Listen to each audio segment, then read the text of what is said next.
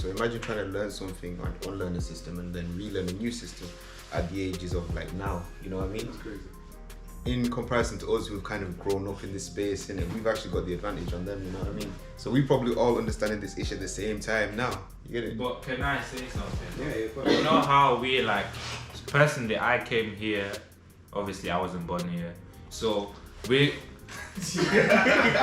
Obviously.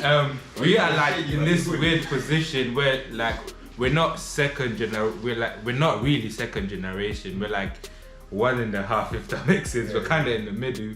So then your parents are like giving you this pressure, like you've got all these things given to you on the plate, but at the same time you still have some of the struggles that they had. Like literally me last year or like the year before, they had this thing called a share code or something, yeah, for jobs. My dad did all the purpose for me because he was living here before me, and I'm allowed to work, but when they introduced that thing,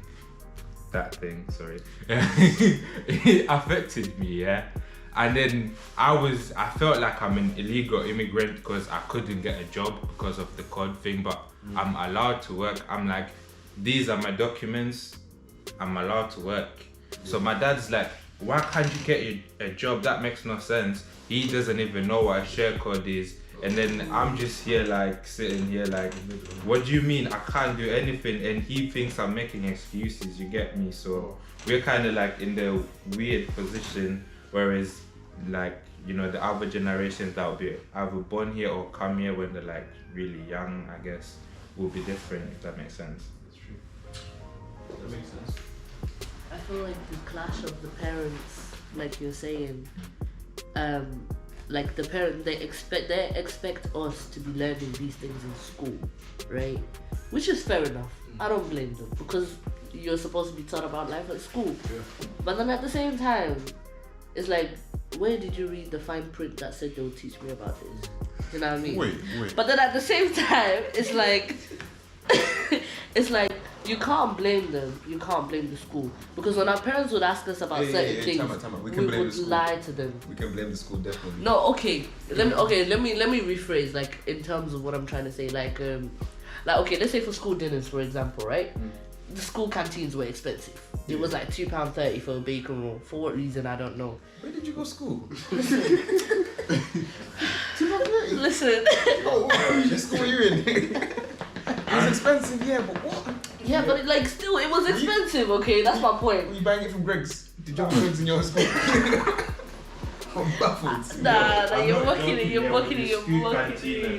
It kind of, obviously, it's not allowed to sell stuff in school, but the whole school thing being expensive, it opened some job opportunities for the smart guys. Because yeah, obviously, when I was in school, they were selling this baguette for like almost £3. And then there was this guy, he had to go through town to go to school, and he went to like this place and he got baguettes for like £1.25, £1, and they tasted better than the school ones. So obviously my boy is like £1 for the baguette from town, he comes to school, he sells it for £1.50. You're like saving more than £1 and you're getting something better. Obviously, but if the teachers catch you, it's a long day for you, you get me? But anyway, I'm just commenting on like how school food is expensive, if that makes sense, cause Yeah. You know that man that was selling stuff in the Still in school, yeah. In the lockers, you find someone with everything, even gum and. Toffee crisp. But yeah, my point anyway was like for school canteens, right? You're young, you don't have money. Yes, you might have allowance from washing car, cleaning, whatever it is that you do. But some of us were given £10 a week, right? Cool. Then we go to school. Bear in mind, one bacon roll is like £1. Let's say £1.20. Okay, yeah, is that okay? Yeah. That's £1.20. So by the time it comes to lunchtime and you want to buy a meal, that's like £2.30 if you want to get like a decent meal, right? How much of your money is gone? But then when your mom asks you, is it £10 enough? You're like, yeah, it's more than enough. Why? Why did we lie like that? Because we were trying to also like that's what I was saying. We were trying to be considerate of our parents. Like also, you know, they're also doing this, and that's kind of the same situation I was trying to explain. Obviously, I just used the canteen. Like, yes, fair enough, they're also learning, but at least what you've learned, teach us. because if you don't and we don't say anything, we're not gonna get anywhere. Because then 2 out of 5 days of school, you were starving, or you were waiting for rice and stew from last night, hoping there's leftovers to take home to eat at school. Like, what the hell? Hey, you man had confidence to take it the next day. Hey, yo. I was bringing no rice and stew, man. Hey. Listen, that only happened in sixth form because you don't have access to microwave when you're below 6 form minutes, so it's a bit big. Alright, let's get into a bit of a deeper subject in it, I guess. Just touching on what you were saying about thinking about your parents. So it's like, I'm guessing everyone here is African, yeah? Yeah. Apart from Saint Lucian in it, so. You're what? I'm Saint Lucian. But yeah, do you feel like Is it not Zimbabwe? What? Are you not Zoom? Who told you that? Anyways, moving on in it. It's crazy. And anyways, moving on in it. What I'm saying is, touching on what you were talking about, kind of thinking about your parents at a young age, innit? Do you feel like, as black people, we have a little bit of a weird thing about kind of giving back to the parents and owing something to your parents for doing a job that they kind of had to do in the first place? How do you mean? Like, you know, like there's this expectation that you're gonna have to need to kind of start sending money back home and so all these family members. Like, do you feel like as black people, I don't know how to explain this. So you see how white people, there's usually this structure that they're gonna pass on their generational wealth, innit? It kind of seemed like with black people, we're going backwards. we get the wealth passed down to us, innit? But then when you get to a certain age, it has to be passed back up, innit? So, you know what I mean? Like, I don't want to sound ungrateful or anything. That's not my opinion. It's just a conversation I think would be good to have, innit? I think it's a bit of a cultural one though, because I'm not saying obviously white people don't give back to their parents and stuff, but just as black people, African people, you know, we're a lot more like mindful of elders and all that type of stuff. So like giving back to like Nigeria, Zimbabwe, St. Lucia, wherever you're from and stuff, it's like more of a common thing. Do you get me? Yeah. Like, I don't know many African people that would ask their child to pay rent once they've left uni, but some white people might do that. Do you get me? Just because of like the way the culture itself is a bit different. You know what I mean? Or equally, like, you know how as Africans we have like our family come and live in our house for like a couple of months. That, I just don't know if that's gonna happen. Like, but again, with white people, innit? Yeah. I think we're just a lot more family oriented, yeah, inclusive. So, my family's struggling home. Send money. The thing is, my issue with, well, I won't say issue, but my question stems from the fact that, like, do you feel like we're kind of trying to clash two systems, and that's causing, well, it's been a bit of a hindrance for our growth here in the UK? You know what I mean? Like, as a community ourselves. Do you get what I'm trying to say?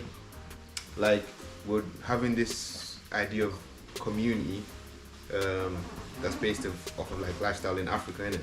And then we're back here now where it's less cohesive and stuff like that. We're trying to force that system here where we might not necessarily have as strong of a place, you know?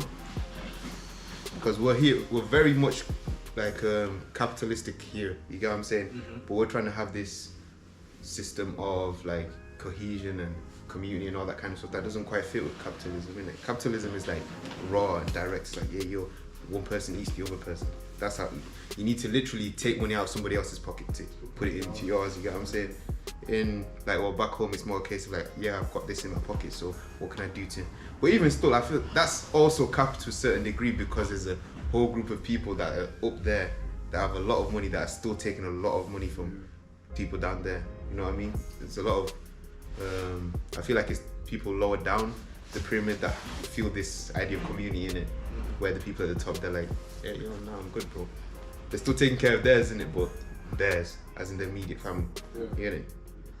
I feel like towards African and Caribbean cultures, I feel like one of the reasons, like you said, you know, obviously, well, I don't know personally, well, you know, like white people that pass, like, send money back home, etc., whatever it is. I feel like it's because, I don't know if you've noticed, for me personally, but I don't know if you guys have noticed, like growing up, I wasn't raised by my parents, or just my parents anyway. It was always grandma, mom's friend, mom's, like, essentially the whole community raised me. And I feel like that's where the ideology comes from, it's essentially like we're thanking them for raising us and for getting us to that point. Because if some of these people had never impacted us in our lives, you wouldn't know where you would be. Like for me, recently I went back to Zimbabwe, and my grandma raised me for a few years before I came here. And when I went back, to me it wasn't like, it was kind of like an automatic thing, like, oh, I'm working now, I've got a job, I've got to get something for my grandma. Why? It was just like a conscious thing. But then when I thought about it, it was like, oh, the reason I was like, I have to get her something because she raised me. She brought me up to a certain point. And I feel like that's one of the things that maybe impacts African culture is, especially, like you're saying, our parents are first gen to England. So a lot of them didn't come with us at first. Some of us were left behind and then we came on later on, etc., etc. So the people back home that were looking after us, it's like a courtesy. Yeah. Do you get what I'm saying? Okay. Yeah. So I kind of feel like maybe that's one of the reasons why we feel obligated to do it.